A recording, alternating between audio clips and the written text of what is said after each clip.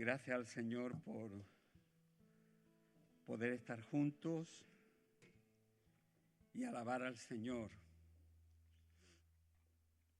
La última vez que tuve la oportunidad de compartir la palabra, quise transmitir el valor de confiar en Dios y no dudar nunca de su palabra, queriendo dejar un mensaje de esperanza y de seguridad en medio de esta situación que estamos viviendo y que no es fácil.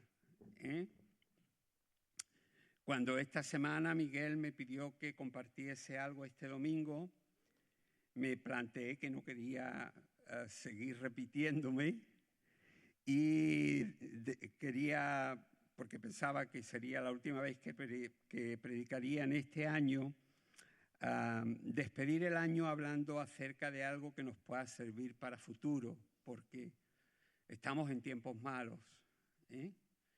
Y recordaba un himno muy antiguo. Yo lo conozco hace 50 años, entonces fijaos si es antiguo, ¿no?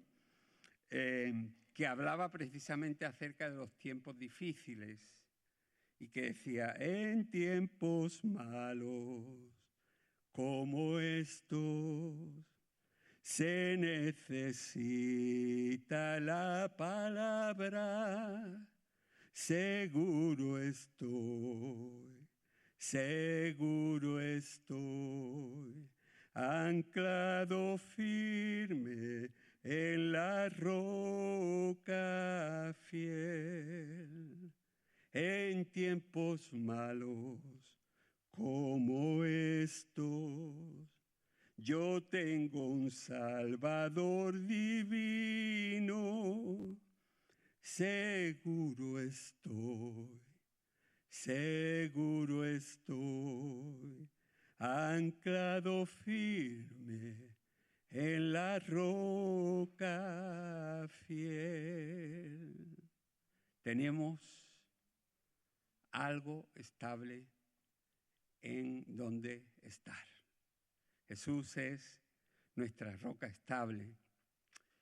Así que después de estar orando un poco, porque no tuve demasiado tiempo, decidí hablar sobre algo que me pareció muy interesante y que yo he llamado 4 patrones de actitudes sabias frente a la vida. 4 patrones de actitudes sabias frente a la vida, para que nos ayuden a enfrentarnos con sabiduría a los tiempos que vienen por delante. Y vamos a leer un pasaje en uno de mis libros favoritos, el libro de Proverbios, en el capítulo 30, desde los versículos 24 al 28. Y dice lo siguiente: 4 cosas son pequeñas en la tierra, pero más sabias que los sabios. ¿Lo tenéis ya todos? Es que por ahí veo algunos que todavía no. Esperamos. Proverbios 30, 24 al 28. Dice: 4 cosas son pequeñas en la tierra, pero más sabias que los sabios. Las hormigas, pueblo no fuerte, pero preparan su sustento en el verano. Los conejos, pueblo nada esforzado, pero hacen su madriguera en la peña. Las langostas que no tienen rey, pero salen todas en cuadrilla. Y las lagartijas que se agarran con la mano, pero entran o están en los palacios reales. En algunas versiones dice la araña, porque en hebreo la palabra sirve para los 2 animales. El capítulo 30 del libro de Proverbios es como una isla dentro de todo el libro.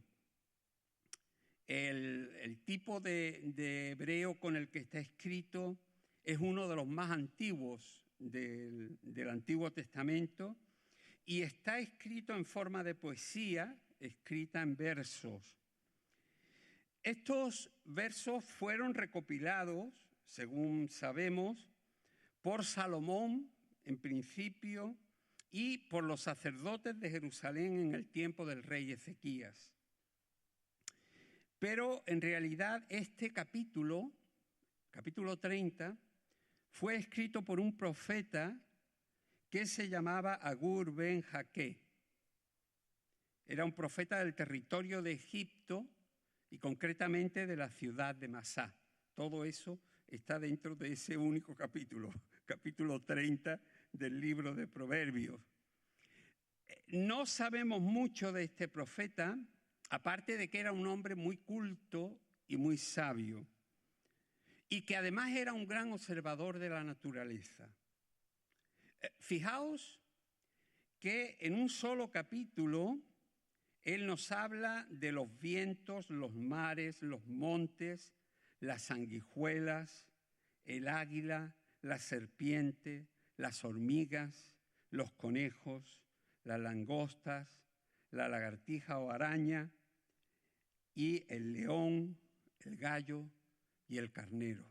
Es decir, un hombre que veía y miraba, le gustaba mirar la naturaleza.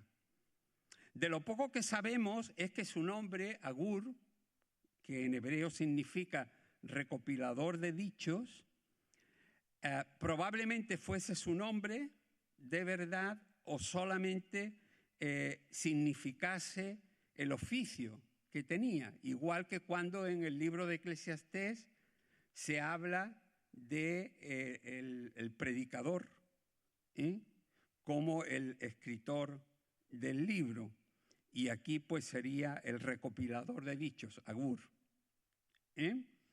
Otra cosa que sabemos de este capítulo 30 es que fue dirigido originalmente a dos amigos del profeta, a Itiel y a Uzal, y que se terminó de escribir en el siglo VII antes de Cristo. En el corto espacio de 33 versículos, fijaos, un solo capítulo con 33 versículos, este profeta del tiempo de Salomón hace un reconocimiento especial de la grandeza de Dios, colocándose él como un gran ignorante, a pesar de que era un hombre muy sabio, y hace una defensa de la palabra de Dios que ya se tenía escrita, que era en ese tiempo solamente la ley, y en sus reflexiones contiene una de las peticiones más bonitas que yo encuentro en el Antiguo Testamento, y que yo creo que cuando la mencione casi todos la vamos a recordar, ¿no? Dice, 2 cosas te he pedido, no me las niegues. Le dice, vanidad y palabra mentirosa aparta de mí. Y después dice, y no me des pobreza ni riqueza, solo dame mi pan cotidiano. No sea que me sacie y te niegue o diga quién es Jehová. No sea que me empobrezca y robe y profane el nombre de mi Dios. Qué peticiones más sabias, ¿no? Qué manera de decirle al Señor, Señor, yo quiero ser una persona equilibrada. Que es decir, ni tenga mucho ni tenga poco, sino que tenga lo suficiente para vivir. Pero vamos a hablar acerca de estas 4 cosas pequeñas. Esto es solamente para que nos centremos un poco en el escritor que escribió estas cosas. Hay algo que me gustaría dejar claro, aunque en este capítulo Agur es un hombre que toma como ejemplo muchísimos animales de la naturaleza, como podemos ver si leemos el capítulo, ¿no? Él no estaba intentando dar una lección de zoología, del comportamiento de los animales, sino que tomaba los animales para que nos sirviesen como ejemplos de una vida sabia a nosotros. Y eso es lo que vamos a intentar hacer al ver un poco estos 4 grupos. Me llama la atención que empieza diciendo 4 cosas son pequeñas en la tierra, pero más sabias que los sabios. Y aquí se hace una comparación muy interesante, y es que el hecho de que los animales sean pequeños no los convierte en tontos. Es decir, se puede ser pequeño, insignificante, pero sabio. Y en este caso, la palabra de Dios dice que estos animales muestran con su vida sabiduría. Y de ellos podemos aprender a copiar actitudes que nos puedan ayudar en nuestra vida. Y el primer ejemplo que nos pone es el de las hormigas. Dice: las hormigas, pueblo no fuerte, o lo que es igual, un pueblo endeble, pequeño, insignificante, pero preparan su sustento en el verano. Lo primero que se nos relata es que no es un grupo que destaque por su fuerza.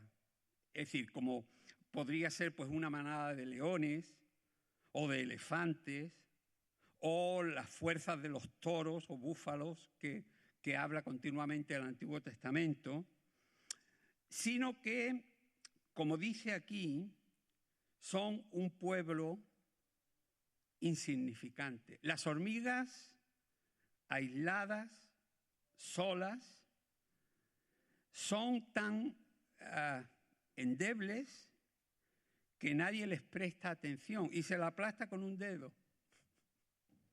Tú te cargas una hormiga haciendo así, ya te has llevado la hormiga para adelante. Pero fijaos, es decir, la sabiduría que hay en lo que se nos dice, que el ir y venir de un hormiguero es una maravilla de organización. No paran. En otro pasaje del mismo libro, Salomón dice: ve a la hormiga, oh perezoso, mira sus caminos y sé sabio, la cual, no teniendo capitán, ni gobernador, ni señor, prepara en el verano su comida, recoge en el tiempo de la siega su mantenimiento, y tú, perezoso, ¿hasta cuándo vas a estar durmiendo? Fijaos que la comparación es muy llamativa, es una comparación por inversión. Es decir, el perezoso es lo contrario de la laboriosa hormiga. La laboriosidad es justamente lo contrario de la pereza. Salomón nos anima a ver la laboriosidad de las hormigas, porque la vida de las hormigas no es un camino de rosa. Su vida es un continuo ajetreo, moverse de aquí para allá. Y el hormiguero es como un hervidero de vida que no para. Salomón resalta de las hormigas que saben lo que tienen que hacer, aunque nadie se los mande. Fijaos qué sabiduría hay ahí. Saben lo que tienen que hacer aunque nadie se los mande. Dice que no tienen ni capitán, ni gobernador, ni señor. En otras palabras, no dependen de nadie que les diga lo que tienen que hacer o cómo hacerlo. Pero hay algo dentro de ellas. Va en su ADN. Son activas de por sí. No se pueden estar quietas. Tú ves una hormiga quieta, piensas que es una hormiga muerta o que está pasando el invierno, que se quedan como atontolinas. Por naturaleza son activas y por eso se las coloca como lo inverso del perezoso, porque siempre están haciendo algo productivo. La característica que destaca a Gur de este colectivo de animales pequeños, indefensos, insignificantes, es la previsión. Porque lo que le llama la atención al profeta, Agur era un profeta, dice que esto que él ha escrito era un oráculo, una profecía, es que las hormigas son previsoras, que están trabajando desde la primavera hasta los primeros días del otoño y tienen un propósito. Las hormigas saben que más tarde o más temprano vendrá el frío. Y cuando viene el frío se quedan como paralizadas. Entran en letargo y despiertan un tiempo después. Pero hay que proteger el lugar en el que viven, y para proteger el lugar en el que viven hacen algo que es decir, que es llamativo. Allí dentro van metiendo en graneros todo lo que han ido recogiendo, y cuando empiezan a ver que en los días hay menos luz, tapan la entrada del hormiguero con ramas y barro para evitar que se vaya el calor, y para preservarlas de que no entre el agua, el frío o la nieve que se las podría cargar. La pregunta que nosotros nos podríamos hacer, porque vamos a hacer comparaciones entre estos animalitos y nosotros, es ¿qué estamos aprendiendo de ellas? ¿Hacia dónde vamos con tantas prisas?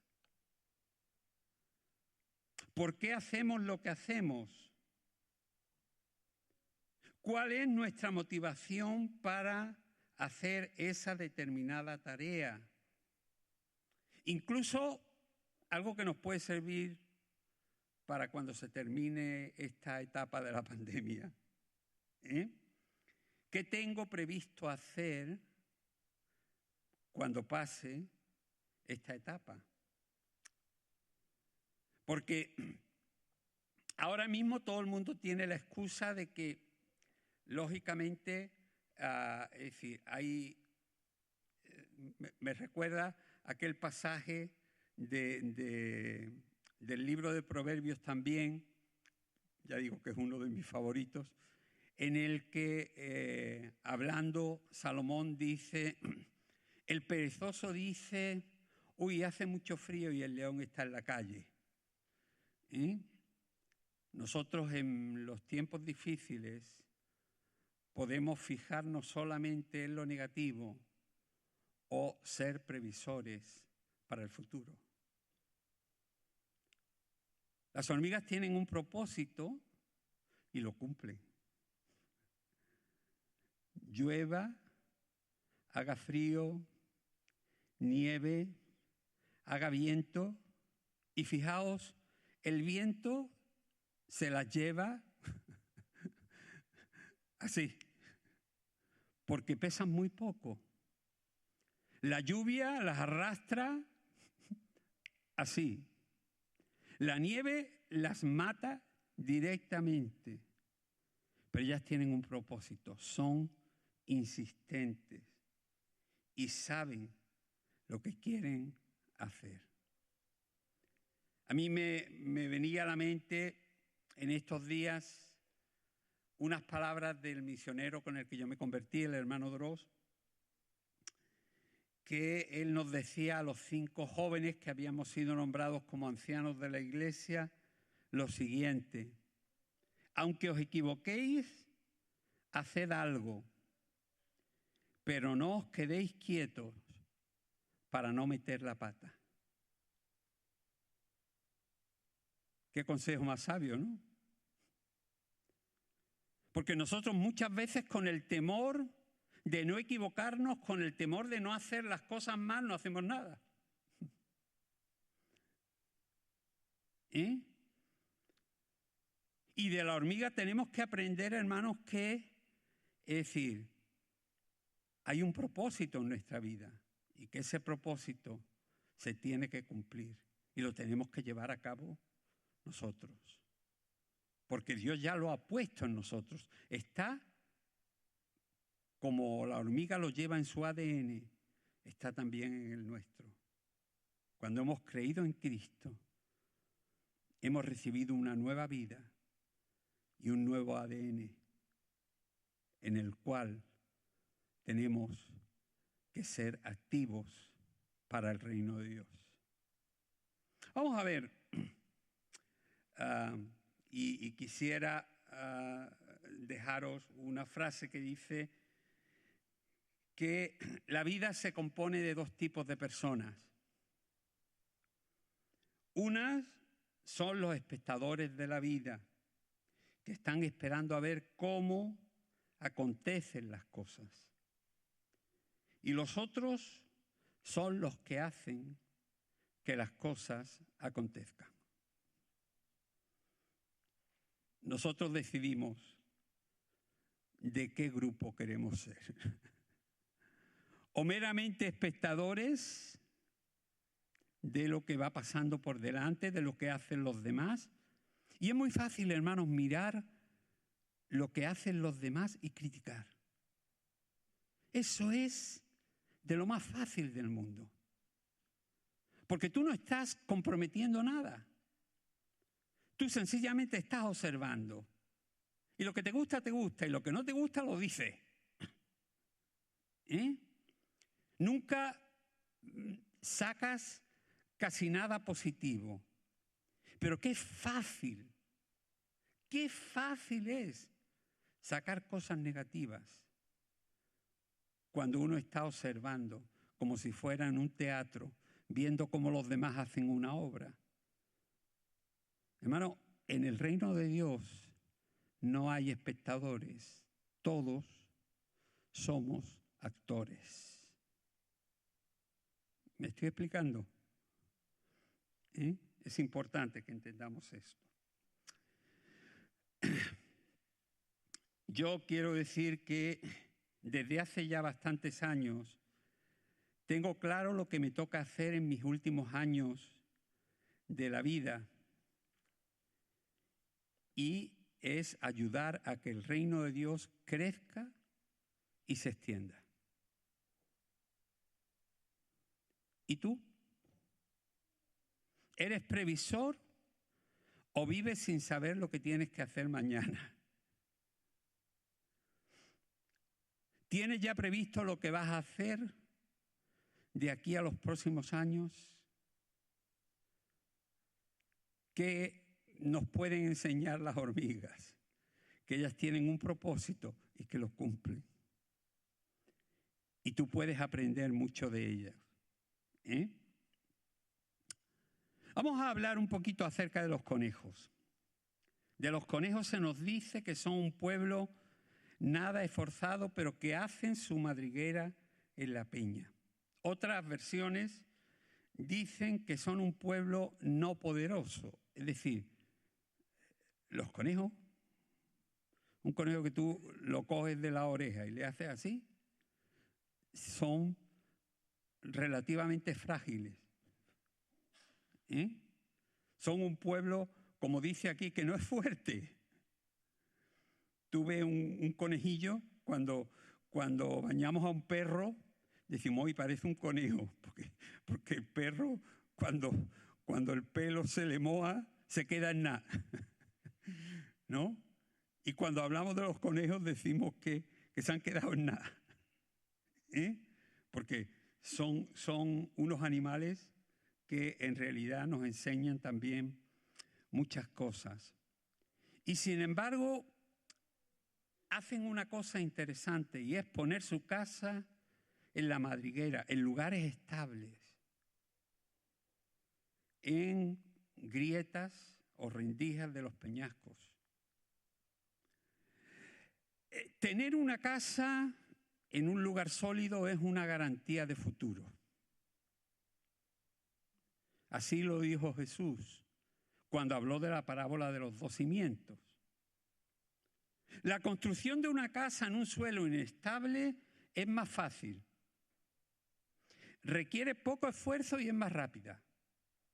Fijaos, hay características interesantes o tentadoras. Pero cualquier cosa, dijo Jesús, los ríos, las tempestades, las tormentas y multitud de imprevistos te echan la casa abajo, como la casa del cuento de los 3 cerditos. ¿Os acordáis? Lo inestable es inestable y no se volverá estable a menos que se cambie de sitio y se ponga sobre algo duradero y firme.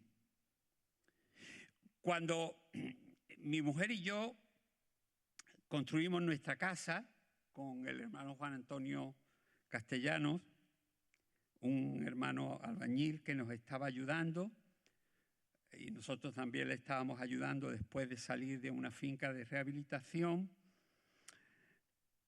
Mari Carmen y yo no teníamos mucho dinero, ¿no? Y fuimos haciendo las cosas en la casa lo mejor que pudimos con lo que teníamos.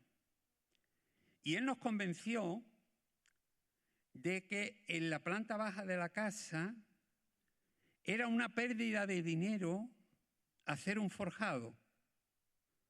Porque, es decir, aquello no se iba a mover. Este terreno llevaba ya muchos años asentado y eso no se iba a mover. Bueno, nosotros le hicimos caso, aplanamos aquel terreno lo mejor que pudimos. Eso sí, lo que nos tuvimos que gastar nos lo gastamos en los cimientos. Los pilares iban hasta la roca. Eso sí. ¿Y qué fue lo que pasó? Que al principio, por decirlo de alguna manera, no le pasó nada a la casa. Pero cuando el terreno, al cabo del tiempo, a los 5 o 6 años, empezó a ceder, empezamos a notar en el suelo algunas grietas, algunos hundilones. Y hermanos, si seguíamos así, nos íbamos a ir para abajo. Así que tuvimos que entonces construir un forjado, haciéndolo con muchísimo más trabajo, metiéndolo a través de huecos que teníamos que hacer en los muros para que los muros no se cayesen, pero que al mismo tiempo pudieran dar estabilidad al centro de lo que era la casa. Lo importante, evidentemente, es tener el fundamento bien. Claro. Si los pilotes no hubiesen llegado hasta abajo, ya esa casa no estaría ahí. Igual que la iglesia tampoco estaría aquí, que está también hecha sobre pilotes. Y algunos llevan hasta 28 metros de profundidad. Recuerdo que hay 2 pilotes, uno de 28 metros y otro de 26 metros. Fijaos.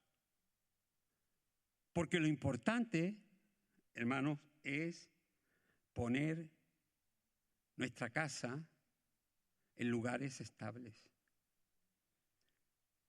La enseñanza de la estabilidad es muy valiosa porque solamente la estabilidad da seguridad. Y aquí se nos enseña que los conejos, con lo que parece que se pasan el día corriendo de un lado para otro y no haciendo nada, han aprendido algo. Y es a la hora de hacer su madriguera, hacerla en un lugar estable y firme.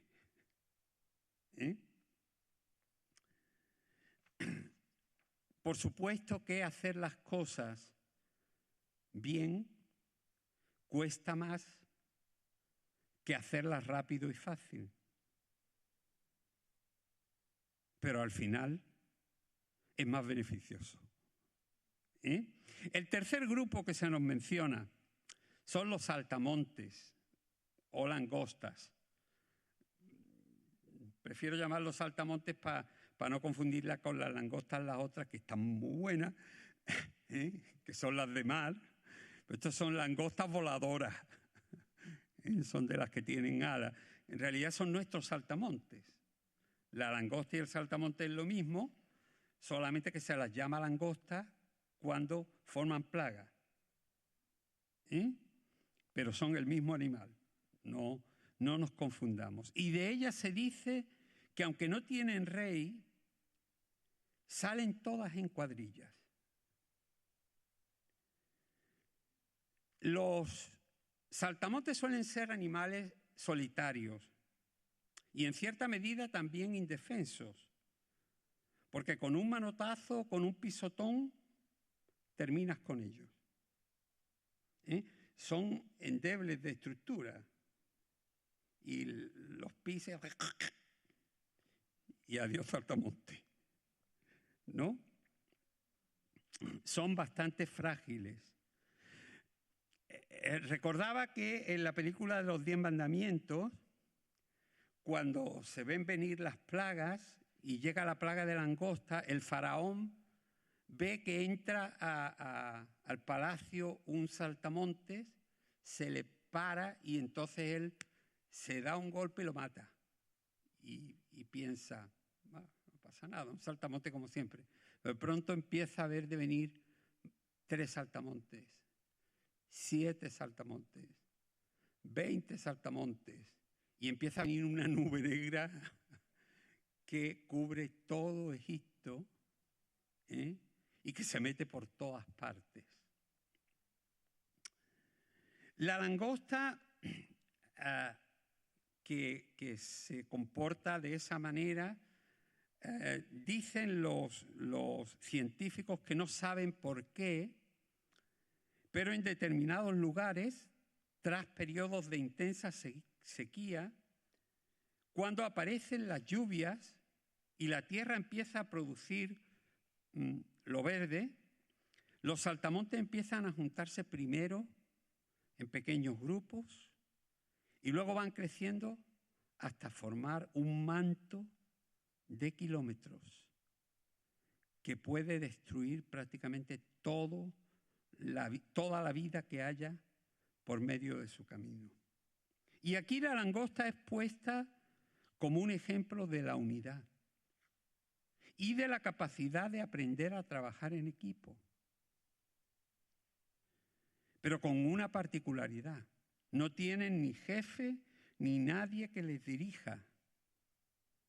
Y a pesar de ello, su fragilidad individual desaparece y se convierten en un ejército con una fuerza descomunal. En las langostas se cumple aquello que se dice de que la unión hace la fuerza. Sola un saltamonte es apenas nada, endeble, insignificante, poco fuerte, como se dice varias veces a lo largo del texto. Pero juntas, ten mucho cuidadito con lo que te encuentras. Agur retoma el concepto que Salomón había dicho de que han aprendido a formarse en cuadrillas, en equipos, que salen juntas, que han aprendido a no ir por libre, a no ser solitarios. Hermanos, qué enseñanza tan bonita. Porque tú o yo, o cualquier cristiano solo, puede hacer muy poco. Pero junto con otros, formando grupos o equipos de trabajo, las fuerzas se multiplican. Me hace recordar el pasaje de Eclesiastés, donde se pone en valor el no ir solo por la vida. Dice, mejores son dos que uno, porque tienen mejor paga de su trabajo. Porque si cayeran, el uno levantará a su compañero, pero hay del solo que cuando cayere no habrá segundo que lo levante. También si dos durmieren juntos, se calentarán mutuamente, mas ¿cómo se calentará uno solo? Y si alguno prevaleciere contra uno, dos le resistirán. Y cordón de 3 dobleces no se rompe pronto. Fijaos, hermano, aquí hay una enseñanza preciosa. Dice, es un canto de colaboración. Es un llamamiento a huir del aislamiento, de la soledad. Varias veces se habla del solo.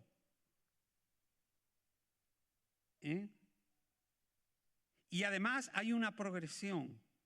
Fijaos que el pasaje empieza hablando de uno, luego habla de dos que hacen compañía y se ayudan mutuamente, dice el texto, y termina hablando de 3 dobleces, como de un elemento de fuerza. Hay una progresión, hermanos, porque el Señor nos enseña a través de estos pasajes que están hablando de animales que a nosotros en principio parece que no nos dirían nada. Nos enseña la sabiduría que hay de parte de Dios, de la que podemos aprender muchas cosas. Es muy importante, hermanos,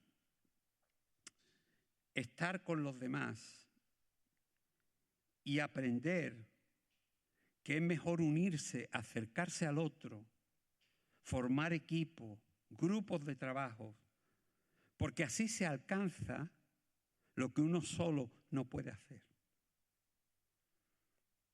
Y en el reino de Dios necesitamos eso.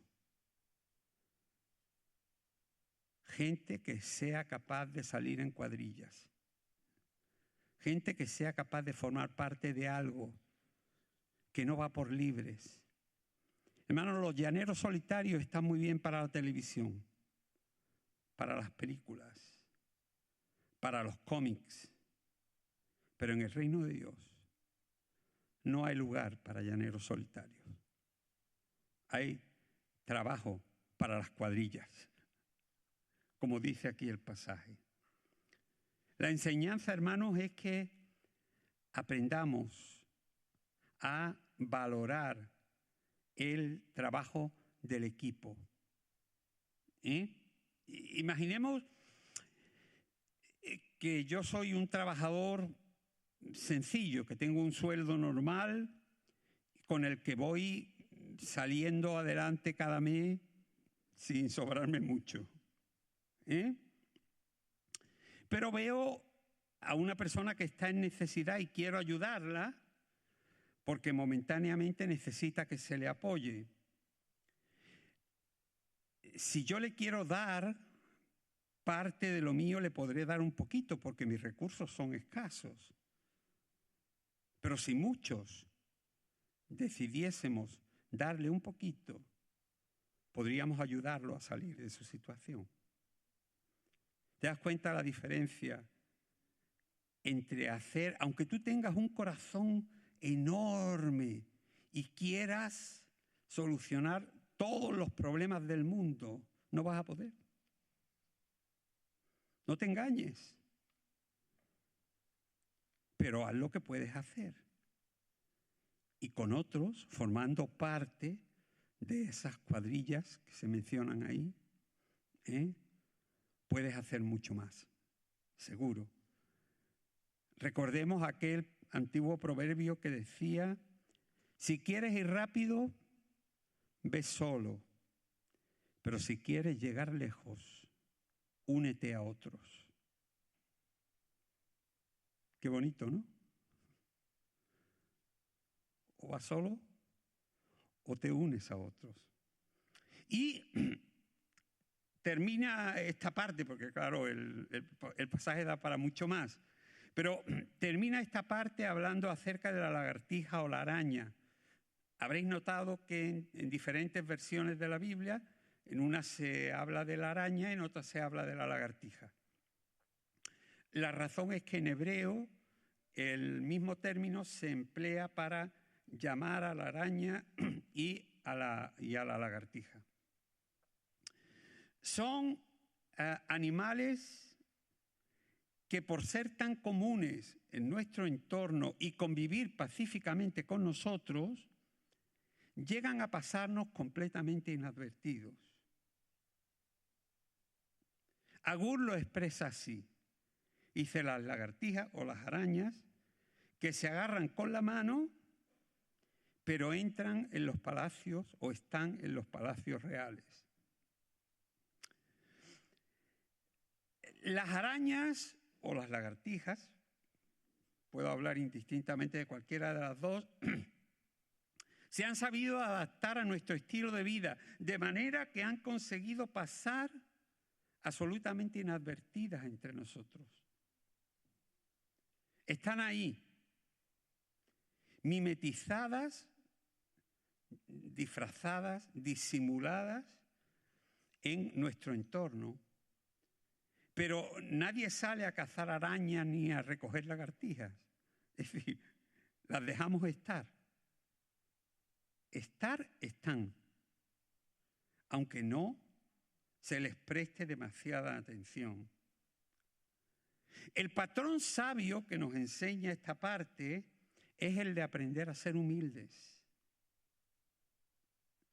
a no buscar la importancia, a aprender a estar donde hay que estar y hacer lo que hay que hacer, pero sin aspavientos, sin reclamar la atención, sin buscar el protagonismo.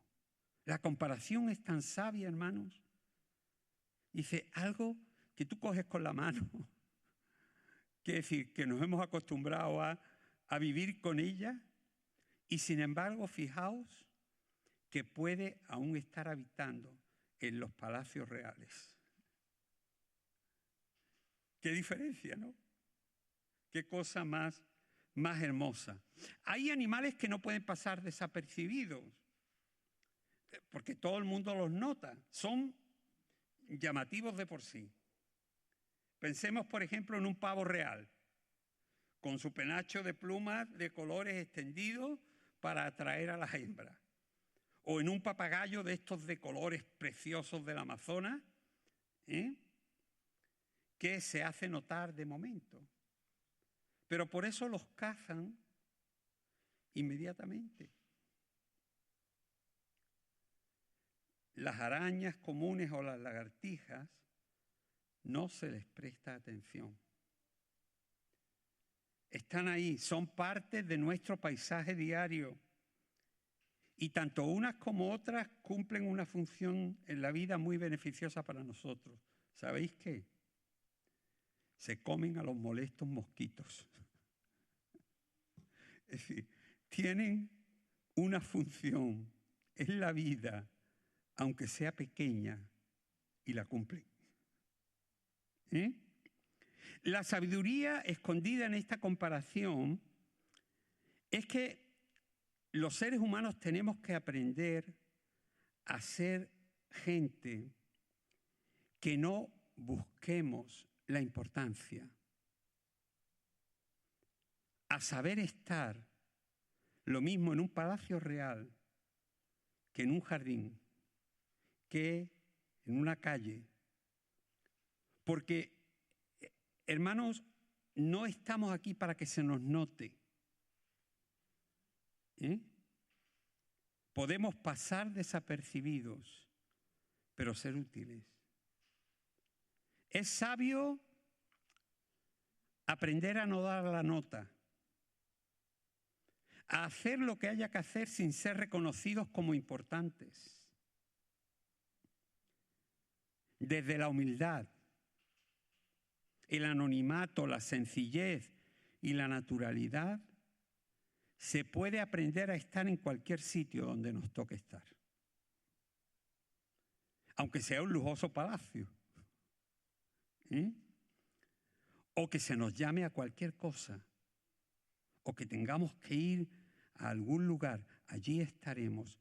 Pero hermanos, nuestro lugar, nuestro interés, nuestro propósito, no es ser reconocidos, importantes, que nos den la medalla. Nuestra labor, nuestra función es estar ahí haciendo lo que tengamos que hacer.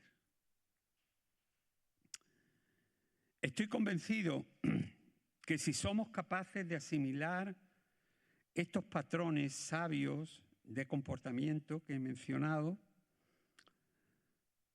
aplicarlos a nuestra vida y a las relaciones con los demás, seremos más bendecidos por Dios. Y esas enseñanzas sabias que Él nos ha dejado en su palabra serán para nosotros algo que nos servirá para toda la vida, también para cuando pase el coronavirus. Porque hay que ser previsores. Yo quiero desearos muchas bendiciones y mucho ánimo. Y que entendamos que de lo que está pasando ahora y que nos parece tan terrible, también saldremos. Y la vida continuará con el Señor a nuestro lado. Que el Señor os bendiga.